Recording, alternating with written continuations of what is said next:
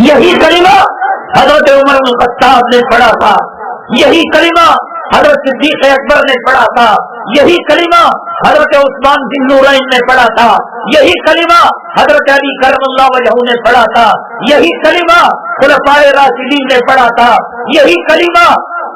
عشرہ مبشرہ نے پڑھا تھا، یہی کلمہ انصار نے پڑھا تھا، یہی کلمہ مہاجرین نے پڑھا تھا، یہی کلمہ مکے کے صحابہ نے پڑھا تھا، یہی کلمہ مدینے کے صحابہ نے پڑھا تھا، یہی کلمہ آقا کے زمانے میں پڑھا جاتا تھا، یہی کلمہ صحابہ کے زمانے میں پڑھا جاتا تھا، یہی کلمہ تابعین کے زمانے میں پڑھا جاتا تھا، یہی کلمہ تابع تابعین کے زمانے میں پڑھا جاتا تھا۔ مسلمانوں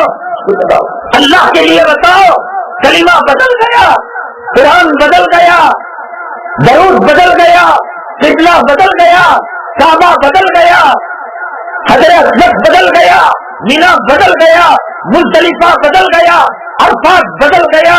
رسول اللہ صلی اللہ علیہ وسلم بدل گئے، صدیق کی صداقت میں شبہ پیدا ہو گیا، فاروق کی عدالت میں شبہ پیدا ہو گیا، عثمان کے حیا میں شبہ پیدا ہو گیا، علی کی علم کے اندر، بہادری کے اندر شبہ، کیا چیز بدلی ہے بتاؤ؟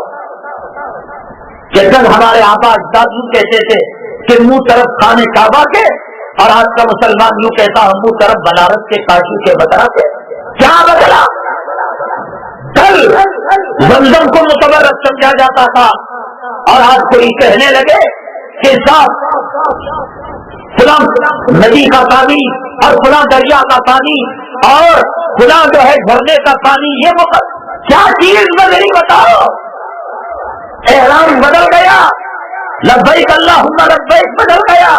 اول کلمہ بدل گیا، النکاح من سنتی بدل گیا، ایجاب و قبول بدل گیا، کوئی چیز نہیں بدلی،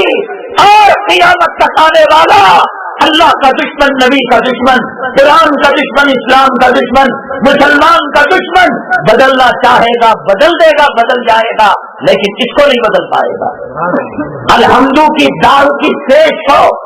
کسی ماں نے ایسے مائی کے لال کو جنم نہیں دیا کہ اس کو زبر دے سکے، اس کو زیر دے سکے۔ کلام پاک کی 6000 آیتیں تھی، ہے اور قیامت تک رہے گی۔